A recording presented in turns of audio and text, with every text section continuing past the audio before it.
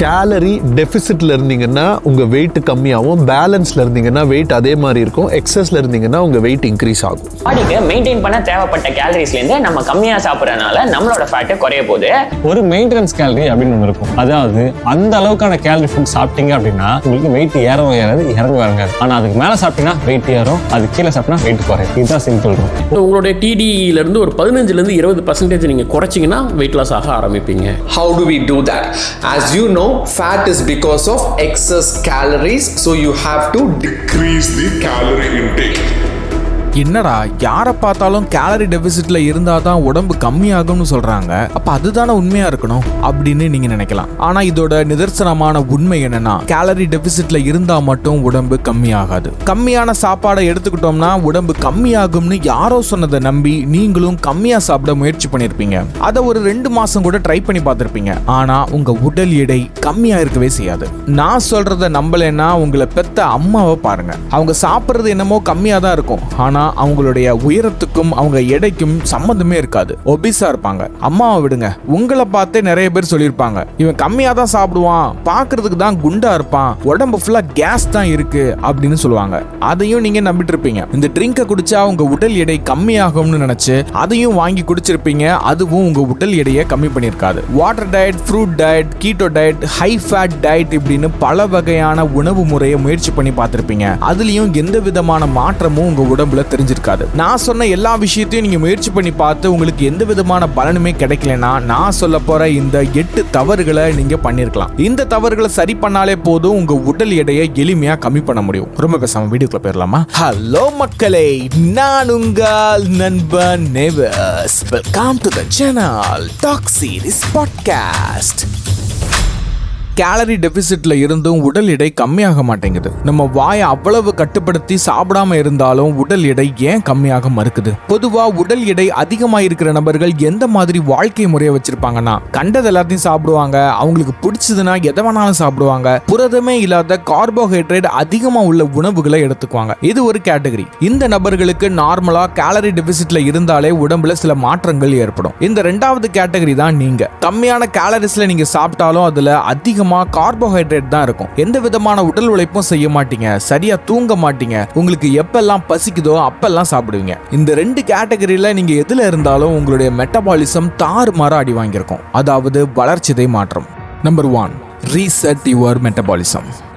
இந்த யூடியூப்ல இல்லைனா இன்ஸ்டாகிராம்ல வீடியோ போடுற பல ஃபிட்னஸ் இன்ஃப்ளூயன்சர்ஸ் இல்லைனா டாக்டர்ஸ் கேலரி டெபிசிட்டை பத்தி பேசுவாங்க, புரோட்டீனை பத்தி பேசுவாங்க. ஆனா மெட்டபாலிசத்தை பத்தி வெகு சில பேர் தான் பேசுறாங்க. இந்த வீடியோ பார்த்துட்டு இருக்கிற பல பேருக்கு மெட்டபாலிசம்னா என்னன்னு கூட தெரியாம இருக்கலாம். அதை உங்களுக்கு புரியுற மாதிரி சொல்றேன். நீங்க உட்கொள்ற உணவை ஆற்றலா மாற்றக்கூடிய செயல் தான் மெட்டபாலிசம். நீங்க ஆரோக்கியமான வாழ்க்கை முறையில இல்லாத காரணத்தினால உங்க மெட்டபாலிசம் தாறுமாறா கிராஷ் ஆயிருக்கும். அப்படி மெட்டபாலிசம் கிராஷ் ஆச்சுன்னா என்ன ஆகும்னா, நீங்க சாப்பிடுற இட்லி 50 கேலரி இருந்தாலும் பரவாயில்ல, இல்ல 100 கேலரிஸ்ல இருந்தாலும் பரவாயில்ல, அதை சாப்பிட்டதுக்கு அப்புறம் அதை ஆற்றலா மாத்தாம உங்க உடம்புலயே அது சேர்த்து வைக்கும். உங்களுக்கு புரியுற மாதிரி சொல்றதா இருந்தா, நீங்க ஒரு வெயிட் பார்க்குற மிஷின் வச்சிருக்கீங்க. அந்த மிஷின்ல ஏதோ டெக்னிக்கல் ப்ராப்ளம் ஆயிடுச்சு, இல்லனா பேட்டரி சரியா ஒர்க் ஆகல அப்படின்னா அந்த நேரத்துல உங்க உடல் எடை அதிகமாகவும் காட்டும், இல்ல கம்மியாகவும் காட்டும். அதே மாதிரி தான் உங்க மெட்டபாலிசம் கிராஷ் ஆனதுனால நீங்க உட்கொள்ற உணவை ஆற்றலா மாத்தாம அதை உங்க உடம்புலயே ஃபேட்டா ஸ்டோர் பண்ண ஆரம்பிச்சிடும். இப்படி மெட்டபாலிசம் கிராஷ் ஆகிற அளவுக்கு உங்க வாழ்க்கை முறையை மாத்திருப்பீங்க.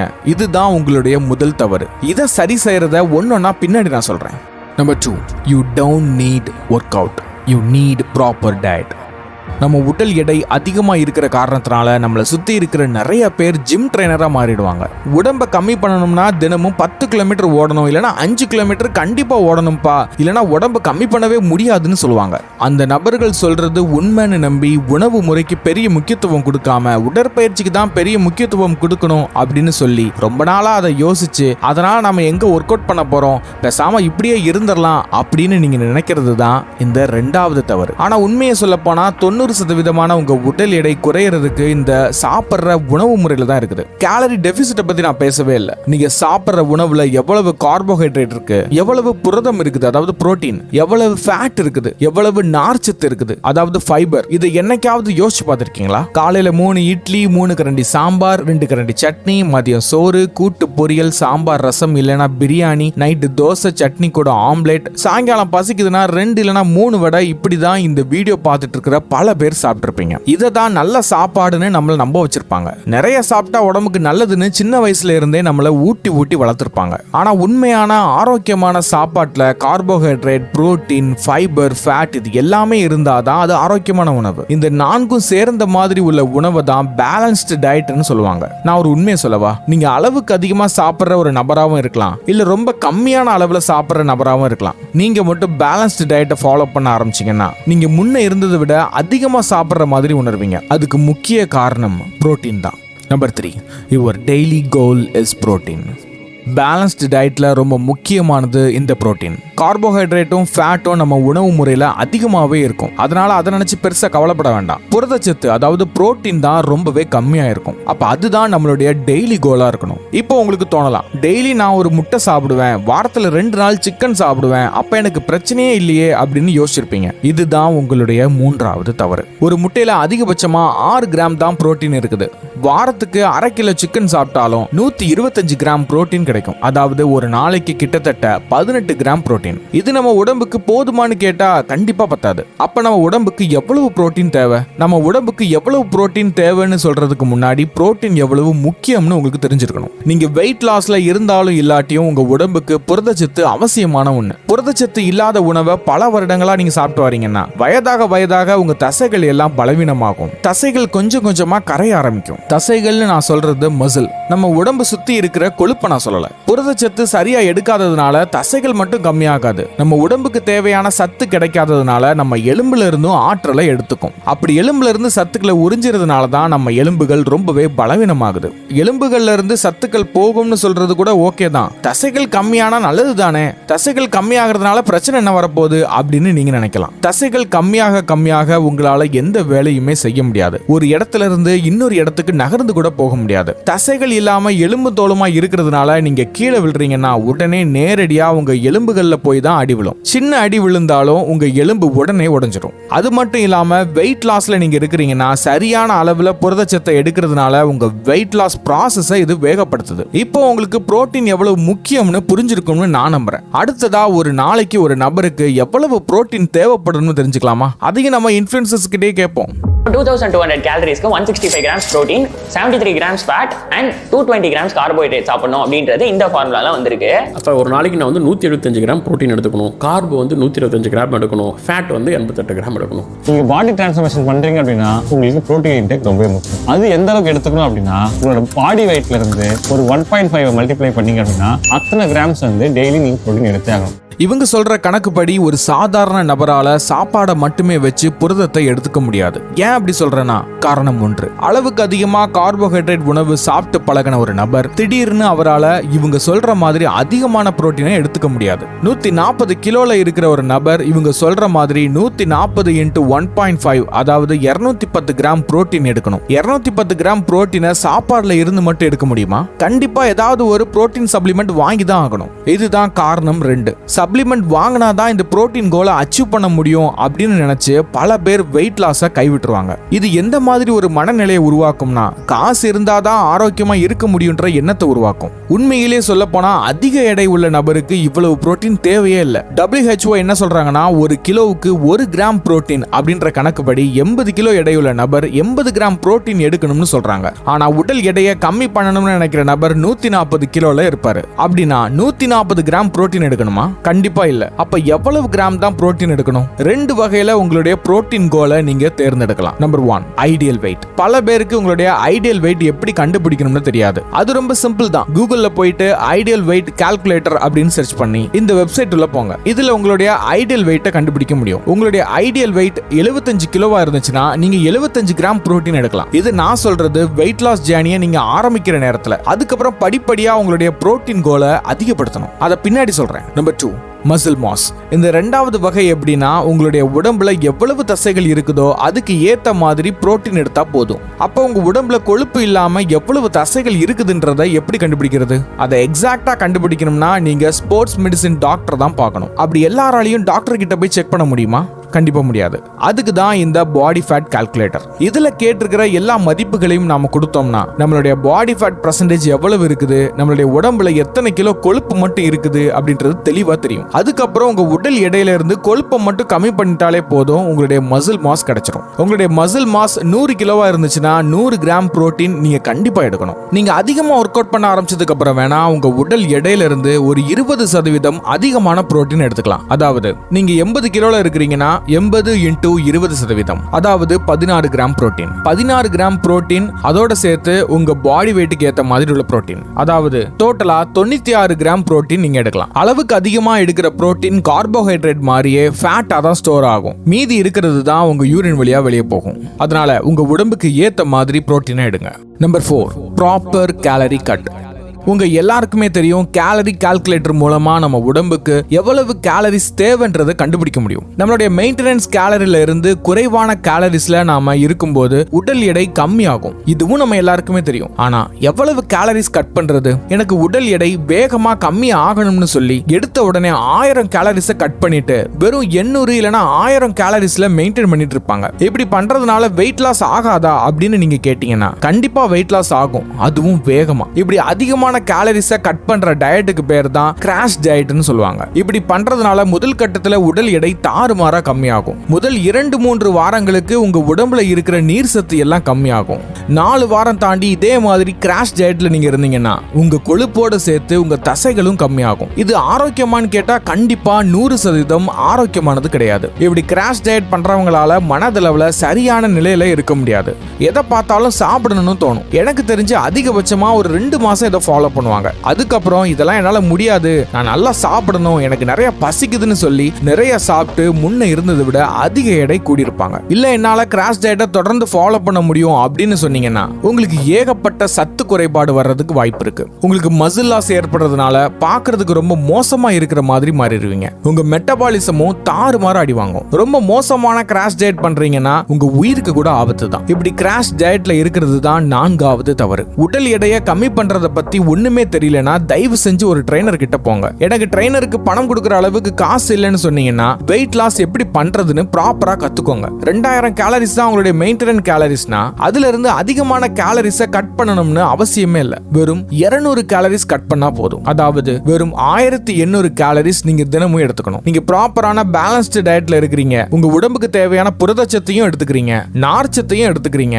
அதோட சேர்த்து கேலரி டெபிசிட்லயும் இருக்கிறீங்கன்னா உங்க உடல் எடை கம்மியாக தொடங்கிடும். நீங்க பேலன்ஸ்டு டயட்ல இருக்கும்போது உங்களுடைய முக்காவாசி மெட்டபாலிசம் ரெடி ஆயிரும். அதோட சேர்த்து தினமும் குறைஞ்சது 3 லிட்டர் தண்ணீர் குடிக்கணும். 7 இருந்து 8 மணி நேரம் தூக்கம் அவசியமான ஒண்ணு. நீங்க பேலன்ஸ்டு டயட்ல இருந்து கேலரி டெபிசிட்லயும் இருந்து உடம்பு கம்மி ஆகலைன்னா உங்க மெட்டபாலிசம் இன்னும் சரியாகலைன்னு அர்த்தம். அப்ப அந்த மெட்டபாலிசத்தை சரிப்படுத்த நல்ல தண்ணி குடிக்கணும். ஆரோக்கியமான உறக்கம் கண்டிப்பா தேவை. ஆரோக்கியமான உறக்கம் இல்லாம இருக்கிறது தான் 5வது தவறு.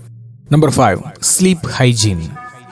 நல்லா தூங்கணும் அவ்வளவுதானே அப்படின்னு உங்களுக்கு தோணலாம். அப்படி சாதாரணமா எடுத்துக்கக்கூடிய விஷயம் இது கிடையாது. தூங்க முடியாம எத்தனை நபர்கள் கஷ்டப்படுறாங்கன்னு தெரியுமா? 2 நாள் இல்லனா 3 நாளைக்கு ஒரு தடவை தூங்குறவங்களெல்லாம் நான் பார்த்திருக்கிறேன். தூக்கம் சரியா இல்லைன்னா உங்களால எந்த வேலையுமே செய்ய முடியாது. அப்படி இருக்கும்போது உடல் எடையை கம்மி பண்றது சாத்தியமே இல்லாத ஒண்ணு. உங்க தூக்கத்தை சரி பண்ணணும்னா நான் சொல்ற இந்த 5 விஷயத்தை ஃபாலோ பண்ணுங்க. நம்பர் 1, தினமும் எத்தனை மணிக்கு தூங்குறீங்களோ அடுத்த நாளும் அதே மணிக்கு தூங்க முயற்சி பண்ணுங்க. தினமும் 10 மணிக்கு தூங்கி காலையில 6 மணிக்கு எந்திரிக்கிறீங்கன்னா அடுத்த நாளும் இரவு 10 மணிக்கு தூங்கிட்டு காலையில 6 மணிக்கு எந்திரிக்க முயற்சி பண்ணுங்க. இதை 1 வாரம் ஃபாலோ பண்ணாலே போதும் உங்க உடம்புல இருக்கிற சர்க்காடியன் ரிதம், அதாவது உங்களுக்குள்ள இருக்கிற கடிகாரம் தானாகவே நீங்க எப்ப தூங்கணும் எப்ப முழிக்கணும் அப்படின்றத உங்களுக்கு ஞாபகப்படுத்தும். நம்பர் 2, நாம அப்பவே பார்த்ததுதான், சரியான பேலன்ஸ்டு டயட் நாம எடுக்கும்போது புரதம் சரியான அளவுல நாம உட்கொள்ளும் போது நம்மளுடைய தூக்கமும் சரியான நேரத்துல வரும். நம்பர் 3, தூங்குறதுக்கு முன்னாடி ரீல்ஸ் எடுத்து பாக்குறது. தூங்குற நேரம் தான் எனக்கு மொபைல் நோண்ட டைம் கிடைக்குது அப்படின்னு சொன்னீங்கன்னா உங்களுக்கு ரீல்ஸ் முக்கியமா தூக்கம் முக்கியமா? உங்க தூக்கத்தை கட்டுப்படுத்தி ரீல்ஸ் பாக்குறதுனால உங்க மூளை ஆக்டிவா இருக்குது. அதனால தான் நீங்க தூங்குறதுக்கும் நேரம் ஆகுது. நம்பர் 4, முடிஞ்ச அளவுக்கு உங்க ரூமை இருட்டா வச்சுக்கோங்க. ரொம்ப குளிரா இருந்துச்சுன்னா ஜன்னலை க்ளோஸ் பண்ணிக்கோங்க. ரொம்ப உஷ்ணமா இருந்துச்சுன்னா கதவுகளை திறந்து விடுங்க. முடிஞ்ச அளவுக்கு உங்க ரூமோட வெப்பநிலை ரொம்ப அதிகமாகவும் இருக்கக்கூடாது, ரொம்ப கம்மியாகவும் இருக்கக்கூடாது. நம்பர் 5, நீங்க தூங்குற இடத்தை சுத்தமா வச்சுக்கோங்க. நீங்க தூங்குற மெத்தை தூங்குறதுக்கு ஏத்த மாதிரி சௌகரியமா இருந்துச்சுன்னா அந்த பெட்டுக்கு போனதும் தானாகவே நமக்கு தூக்கம் வரும். இந்த 5 விஷயங்களையும் ஃபாலோ பண்ணி நல்லா தூங்குனீங்கன்னா உங்க மெட்டபாலிசம் பூஸ்ட் ஆகும். உங்க வெயிட் லாஸும் வேகமா நடக்கும். Number 6, track your progress. எத்தனை பேர் உங்க வெயிட் லாஸ் ஜேர்னியை ஸ்டார்ட் பண்ணதும் சாப்பாடு அளக்கக்கூடிய கிச்சன் வெயிங் மிஷினை வாங்கியிருக்கீங்க, இல்ல உங்க எடையை அளக்கக்கூடிய வெயிங் மிஷின் வாங்கியிருக்கீங்க. சரியான பேலன்ஸ்டு டயட்ல இருந்து சரியான புரோட்டீன் அளவை எடுத்துக்கிட்டு கேலரி டெபிசிட்ல இருந்தாலும் நீங்க எந்த எடையில இருந்து எந்த எடைக்கு போகணும் அப்படின்ற தெளிவான நோக்கம் இருக்கணும். அதாவது டார்கெட். 120 கிலோல இருக்கிறீங்கன்னா 90 கிலோக்கு போகிறது தான் என்னோட இலக்கு அப்படின்னு இருந்துச்சுன்னா ஒவ்வொரு வாரமும் உங்க உடல் எடையை கண்டிப்பா கவனிக்கணும். 200 கேலரிஸ் கட் பண்ணியாச்சு, என்னுடைய உடல் எடை கம்மியாயிட்டே இருக்கும், ஒவ்வொரு வாரமும் 1 கிலோ கம்மி பண்ணிடுவேன் அப்படின்னா 12 வாரத்துல 12 கிலோ கம்மி பண்ணிடுவேன், அதனால எனக்கு வெயிட் மிஷின் தேவையே இல்லை அப்படின்னு நீங்க நினைக்கிறது தான் 6வது தவறு. உங்க சாப்பாடையும் புரதச்சத்தையும் எப்படி அளந்து சாப்பிடுறீங்களோ அதே மாதிரி உங்க வெயிட்டையும் ஒவ்வொரு வாரமும் கண்டிப்பா செக் பண்ணணும். ஒருவேளை இந்த வாரம் உங்க உடல் எடை கம்மி ஆகலைன்னா ஒரு 100 கேலரிஸை எக்ஸ்ட்ரா கட் பண்ணணும். உங்களுக்கு தோணலாம், கிச்சன் வெயிங் மிஷின்லாம் எதுக்கு ப்ரோ, நான்லாம் மனக்கணக்கிலே சாப்பிடுவேன், 2 கரண்டி சாதம் எடுத்தா 200 கிராம் இருக்கும், எனக்கு நல்லா தெரியும் அப்படின்னு சொல்லுவீங்க. அந்த 2 கரண்டி சாதம் 200 கிராம்னு சொல்றீங்கல்ல, அதுல இருந்து ஒரு 30 கிராம் உங்களால கம்மி பண்ண முடியுமா? கண்டிப்பா முடியாது. அதுக்கு தான் இந்த கிச்சன் வெயிங் மிஷின். ஒருவேளை இந்த வாரம் நமக்கு சரியா உடல் எடை கம்மி ஆகலைன்னா அடுத்த வாரம் ஒரு 100 கேலரிஸை கட் பண்ணாலே போதும். அப்ப அளவுக்கு அதிகமா இருக்கிற கார்போஹைட்ரேட்டை 3 வேளை கொஞ்சம் கொஞ்சமா கம்மி பண்ணாலே போதும். அப்படி கொஞ்சம் கொஞ்சமா கம்மி பண்றதுக்கு தான் இந்த வெயிங் மிஷின். வெயிட் லாஸ் ஜேர்னியை ஸ்டார்ட் பண்றது பெரிய விஷயம் கிடையாது, அதை ட்ராக் பண்றது தான் கஷ்டமான விஷயம். அதனால அதை செய்ய மறந்துடாதீங்க. Number 7, small work out. உடல் எடையை கம்மி பண்றதுக்கு உணவு முறை 90% காரணமா இருந்தாலும் மீதி இருக்கிற 10% உடற்பயிற்சி ரொம்ப ரொம்ப முக்கிய காரணமா இருக்கு. உணவு முறையை வச்சு என்னால உடல் எடையை கம்மி பண்ண முடியும் அப்படின்னு நீங்க நம்புனீங்கன்னா இதுதான் நீங்க செய்யக்கூடிய 7வது தவறு. கேலரி டெபிசிட் மட்டும் ஃபாலோ பண்ணி உடற்பயிற்சி இல்லாம உடல் எடையை கம்மி பண்ணா முதல் 2 மாசத்துக்கு உடல் எடை கம்மியாக தான் செய்யும். நான் இல்லைன்னு சொல்லவே இல்லை. அப்படி கம்மி ஆகும் போது நம்ம உடம்பு எப்படி யோசிக்கும்னா, நம்ம தலைவர் ஏதோ ஒரு பிரச்சனையில இருக்காரு போல, அதனாலதான் சரியா சாப்பிட மாட்டேங்கிறாரு, அவரை நாம எப்படியாவது காப்பாத்தியே ஆகணும் அப்படின்னு சொல்லி முதல் வாரங்கள்ல உங்க உடம்புல இருந்து அதிகமா எடுத்த ஆற்றலை கொஞ்சம் கொஞ்சமா கம்மியாக்கி நீங்க எவ்வளவு கம்மியா சாப்பிட்டாலும் உங்க உடல் எடை கம்மியாகாத மாதிரி ஒரு சர்வைவல் மோடுக்கு போயிடும். சர்வைவல் மோடுக்கு போயிருச்சுன்னா நீங்க கேலரி டெபிசிட்ல இருந்தாலும் உங்க உடல் எடை கம்மியாகாது. அப்ப இங்க தான் நீங்க ஒர்க் அவுட்டை ஸ்டார்ட் பண்ணணும். நான் ஒர்க் அவுட்னு சொன்ன உடனே பெரிய அளவுக்கு நீங்க உடற்பயிற்சி பண்ணணும்னு அவசியம் இல்லை. முதல்ல நீங்க ஒரு 5 நிமிஷம் வாக்கிங் போங்க. தினமும் 1 நிமிஷம் இன்கிரிமெண்ட் படி ஒவ்வொரு நாளும் ஒவ்வொரு நிமிஷத்தை அதிகப்படுத்துங்க. முதல் நாள் 5 நிமிஷம்னா 10வது நாள் 15 நிமிஷம் வாக்கிங் போவீங்க, 20வது நாள் 25 நிமிஷம், இப்படி 60 நாள் முடிவுல 1 மணி நேரத்துக்கு மேல உங்களால வாக்கிங் போக முடியும். இப்படி 1 மணி நேரம் வாக்கிங் போயே என்னால 40 கிலோ கொழுப்பை கம்மியாக்க முடியும் அப்படின்னு யோசிக்கிறீங்கன்னா இதுதான் உங்களுடைய 8வது தவறு. Number 8, move forward.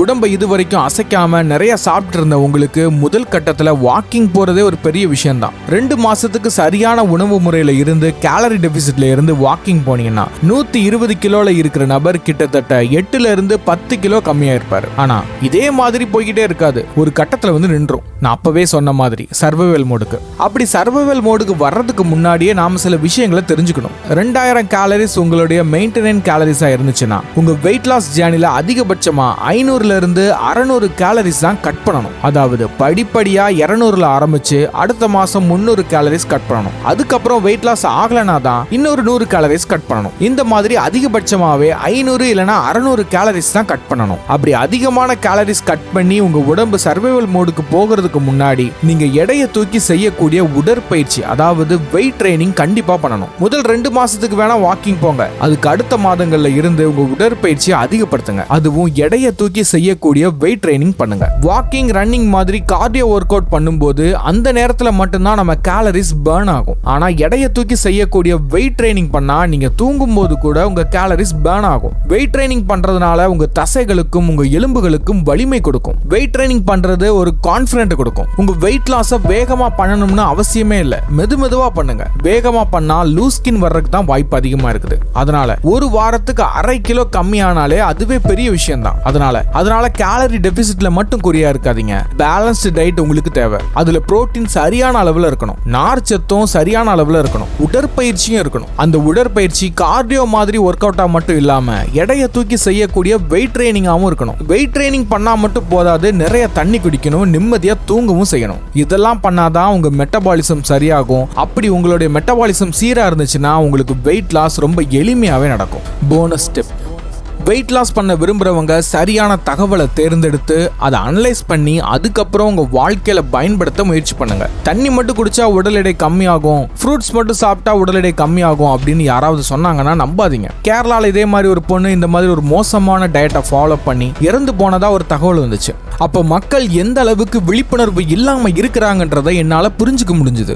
இன்னும் சில பேர் இருக்கிறாங்க, நீங்க ஒர்க் அவுட் பண்ண வேண்டாம், வாக்கிங் போக வேண்டாம், நான் கொடுக்குற பவுடரை மட்டும் தினமும் காலையில தண்ணீர்ல கலந்து குடிங்க, உடல் எடை கம்மி ஆகும்னு சொல்லுவாங்க. தயவு செஞ்சு இந்த மாதிரி விஷயங்களை நம்பாதீங்க. அதே மாதிரி இன்டர்மீடியட் ஃபாஸ்டிங் சில பேருக்கு மட்டும்தான் ஒர்க் அவுட் ஆகும். அந்த சில பேருக்கும் ஏன் ஒர்க் அவுட் ஆகும்னா, இன்டர்மீடியட் ஃபாஸ்டிங்ன்றது ஒரு குறிப்பிட்ட 8 மணி நேரத்துக்கு மட்டும்தான் நம்ம உணவு சாப்பிடணும். மற்ற நேரங்கள்ல நம்ம எந்த உணவையும் சாப்பிடவே கூடாது, வயிறை காயப்படணும். இப்படி 8 மணி நேரத்துக்குள்ள 3 வேளை உணவையும் சாப்பிடணும்னா நாம உடனுக்குடனே சாப்பிடுவோம். நமக்கு பசிக்காத நேரத்திலேயே நாம சாப்பிடுவோம். அப்படி சாப்பிடுறதுனால அளவுக்கு அதிகமா நம்மளால சாப்பிடவே முடியாது. அதனாலதான் கம்மியா சாப்பிடுவோம், அதாவது கேலரி டெபிசிட்ல நாம இருப்போம். ஒருவேளை நீங்க அடிக்கடி சாப்பிடுற நபரா இருக்கிறீங்கன்னா இன்டர்மீடியட் ஃபாஸ்டிங் எல்லாம் உங்களுக்கு பெரிய விஷயமாவே இருக்காது. 8 மணி நேரத்துல 3000 கலோரிஸ்க்கு நீங்க சாப்பிட்டு முடிச்சிருப்பீங்க. அப்படி இன்டர்மீடியட் ஃபாஸ்டிங்ல இருந்து கேலரி சர்ப்ளஸ்ல இருந்தீங்கன்னா, அதாவது தேவைக்கு அதிகமான கேலரிஸ் எடுத்துக்கிட்டீங்கன்னா உங்க உடல் எடை கம்மியாகாது, கூட தான் செய்யும். அதே மாதிரி சில பேர் சொல்லுவாங்க, கால் ஆட்டிட்டே இருந்தா உங்க உடல் எடை கம்மி ஆயிடும் அப்படின்னு. கால் ஆட்டினா நம்ம கேலரிஸ் பேன் பண்றோம் தான், நான் இல்லைன்னு சொல்லல.